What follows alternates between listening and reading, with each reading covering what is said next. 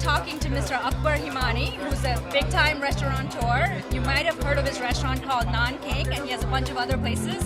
Hi, Mr. Akbar Himani. Pleasure meeting you too. So we're gonna have a little fun game where we get to know you and your business and your restaurants. When did you first get started in the restaurant business? 1981. It's about 33 years. It's been going well. Started with a small place, from delis and cafes, then ventured into fine dining.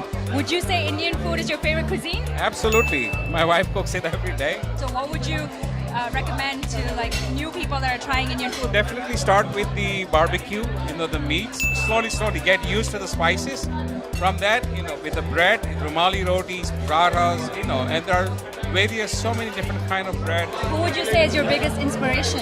It's such a multicultural society we live in New York. Inspirations all over the place, actually. Where do you think the Indian food movement is going next? I think, within next 5 years, you're going to see an explosion of Indian restaurants in the city. Do you also like to cook? I stopped that about 30 years ago. I used to cook before that, and I tried to impress my wife. And she said, please, if you can do me a favor, don't come to the kitchen.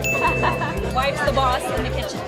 Wife is the boss everywhere, not only in the kitchen. Do you have any advice or tips for our viewers who, want to consider maybe opening an Indian restaurant or breaking into the industry? It requires not only resources, but also the talent and it's hard work. Success rate is 30%. Make sure that you have a right partner who is experienced. So what's next for you? I know you mentioned you're opening up a new restaurant. I want to do like a fusion Indian, we'll come up with a great menu.